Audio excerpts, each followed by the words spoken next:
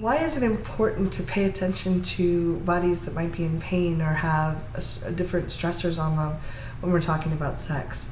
I'm here with Katie O'Connell from, and you're going to be speaking at Woodhull Sexual Freedom Summit this August. And I'm Kathy Bartoli from the intimacydojo.com. And I'm really looking forward to seeing your talk at Woodhull. It's titled Hurting Bodies Need Loving Too: Pain, Illness, Nausea, Trauma, and Sex. And Katie, how did you first get interested in this topic? Well, I'm someone who experiences chronic pain. I would say, when you go to the doctor and they ask on a scale of like 1 to 10, how bad is your pain? I'm usually at a 5 or higher on like on any given day. And the friend that I'm doing this talk with, Lily, also has chronic pain and has experienced the sort of intersections between being someone who has chronic pain and nausea, and she's also a woman of color, so she experiences those aspects of it. So for me, it's just that I'm in pain so regularly, and that has impacted every part of my life, including my relationships and sex, and it can be one of those things that is difficult to come to terms with, if you are if you want to be like, sorry. No, it's okay. They're participating. Your dogs are participating. Yeah, they love to participate. Yeah, so it can be one of those things that's really difficult to come to terms with, if you want to be intimate with somebody or, be in that kind of moment and not be able to because physically you just feel unwell or not up to it. Or difficult in other ways because I'm on different medications. I have chronic migraines. I have fibromyalgia.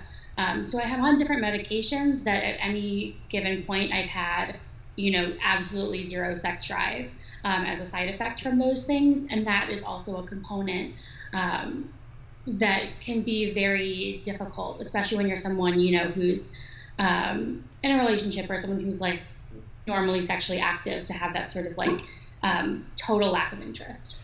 Yeah, and there's not really role models out there for it. If we watch a movie or we watch porn or we see other people, it's like, oh no, there's very limber people or actively having sex, and there's not, like, they might be sore because they were in a fight and fell down a 5-story building, but not because they're having struggles in their daily life. And I love that you're role modeling it and sharing about that.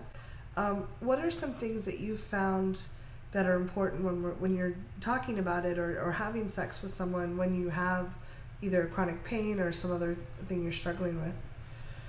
So I find that I started to be very upfront about it, even when I'm first starting to see someone.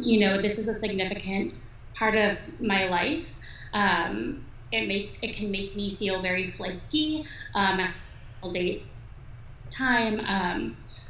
But it's also a very important part of my identity, where I identify as someone with chronic pain and someone who's disabled by that. And so as much of a struggle as it can be, I think that sometimes, you want to embrace all aspects of your identity, but it can be hard to embrace that when it means that you're physically, You're incapacitated, yeah. Yeah, but it is like part of me and who I am and something.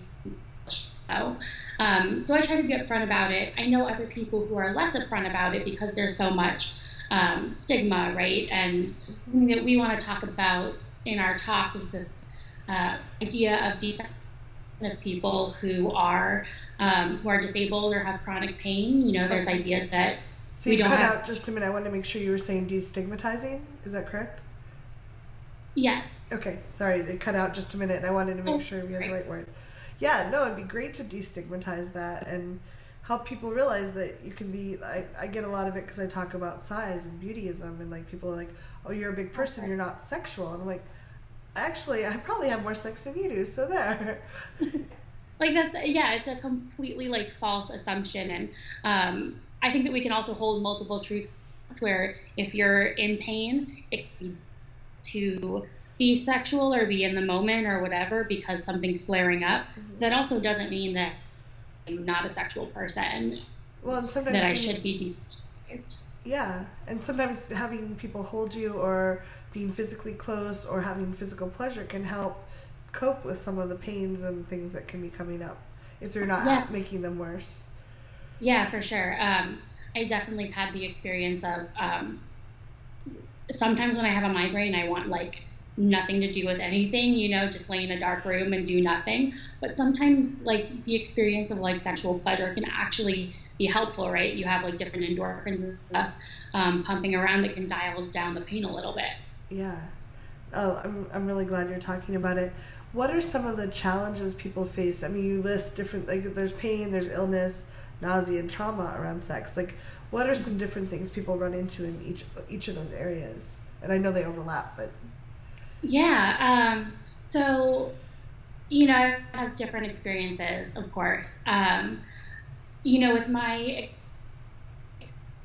being in pain or having nausea is something that I get with migraines, but it's also I'll just be knocked for like 3 weeks time with sort of explanation.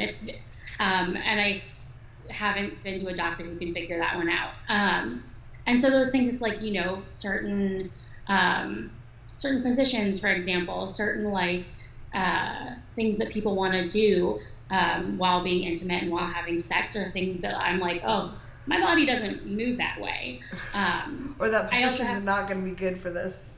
Yeah, I was like, oh, I can barely turn my neck to the right today. So like, that means that my general sort of things are limited. I also have endometriosis. And so one of the things that comes with this can be painful sex. And I tend to only have it with certain positions, but I'm like, this thing is not on the table because it's not going to be fun for me. Yeah. And I don't want to have it if it's not going to be like enjoyable. Absolutely. How do you think trauma plays a role? Are you talking about physical trauma or emotional trauma or both Yeah, we're really talking about both. We want to have a component in our session on sexual trauma and mental illness. That's something that a lot of people with disability, including mental illness as a disability, right? And then also saying that like a lot of people with disabilities, people who have mental health issues, have been victims of sexual trauma or sexual abuse. Yes. And so those things, it can kind of, you end up with this really layered effect, right? Where, because like sex can be loaded, right? So you end up with this layered effect of, maybe I'm in physical pain right now or I'm feeling nauseous, and then I have to negotiate my boundaries around my trauma and also negotiate the additional boundaries of like, what can or can't my body do today? Wow, that would be a lot. And so, obviously communication is like so important. It's like such an important part of having sex, but it just adds, more and more layers to sort of get through as you're trying to be intimate with people. Well, and I go back to the simple thing of safe words. I have some sexual trauma in my past, and so I have safe words that I use and signals I can use. So like if I get really triggered and I can't get any words out, I can tap them or I can pinch them, or we have different ways to communicate that. But that's just one aspect. Like I'm not generally in physical pain or feeling ill. If I had to also negotiate, like, okay, I thought that this was going to be okay, but my body is actually really hurting in this position, and I'm having this trauma, and that's a lot to balance. And yeah, I think it feels like there's like a lot of barriers, and there's a lot of vulnerability too. And I think that can be, if you're familiar with your partner, it's a long-term partner, or like, that kind of thing, like that may be easier for people who are having sex with people they may not know as well or be as familiar with. It just kind of feels like you're adding all these barriers to intimacy. And that can be tough. If someone wanted to be an ally to someone, whether it's their partner or someone else who has a lot of physical pain or trauma or illness around and is wanting to be sexual, what suggestions do you have for them? That's such a great question.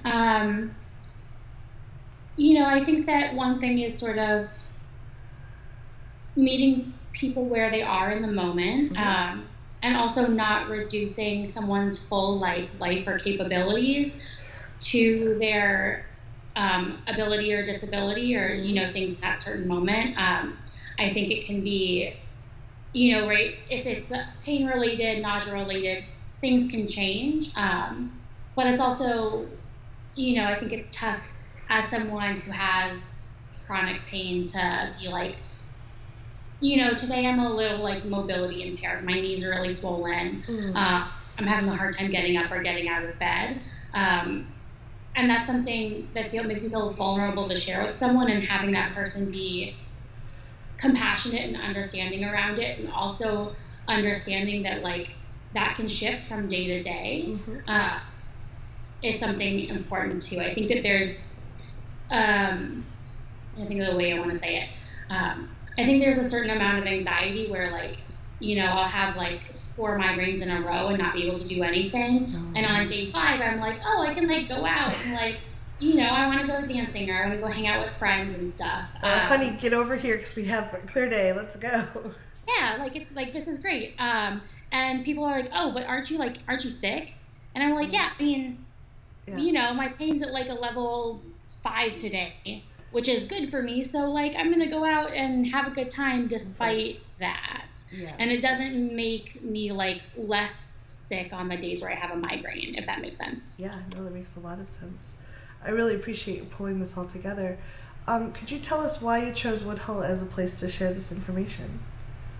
Yeah, it seemed like, so I used to work at Lotus Blooms, which is a store in Alexandria, and that was where I first learned about Woodhull, because they always do like the tabling there and everything. And so I got the email. I think I'm on the Sister Song, email list, and I saw that Sister Song was pairing with Woodhull this year. And then I also saw that the focus was on racial justice and people of color, and also disability. I'm not a person of color, and I don't know those experiences. But my friend Lily, who's doing the session with me, and I have bonded so much over our experience with pain and that kind of thing, and sharing like tips and tricks, and like, what should, if you're in this kind of pain, like what helps you and that sort of thing. It's great to have support for that. Yeah, right. It's really great to have support, and we both know about it. We've both done sexual like education in the past, so we felt like it was a really great opportunity to talk about this, and for her also being able to share experiences, because as a woman of color, she has additional layers and barriers that she has to work. Yeah. Oh, thank you so much for doing this. Any last minute things, thoughts, or tips you want to share before we wrap up the interview? Just that I'm like so excited to have this opportunity and this space to talk about this. I really hope that people who similarly experience chronic pain, disability, mental health issues feel comfortable in this space. That's what we're trying to cultivate, is some place that's safe for all of us, where we can have these conversations together, and a place where people feel safe sharing their experiences. And our idea, to wrap it up, is kind of sharing different methods of making sex easier and more comfortable and that kind of thing when you are experiencing chronic pain, or you have a disability, or any of those things. So that's what we're really hoping for, is that people will be able to share what makes sex good for them, and that we can all come back with that knowledge. I love it. I think that's a wonderful use of the time. Thank you so much for being here and for sharing with us, Katie, and I will see you in about 2 months. If you're watching this, we hope to see you in 2 months at Woodhull as well, and you're also welcome to leave questions or comments below. We'll try to get back to you. All right. Thank you so much.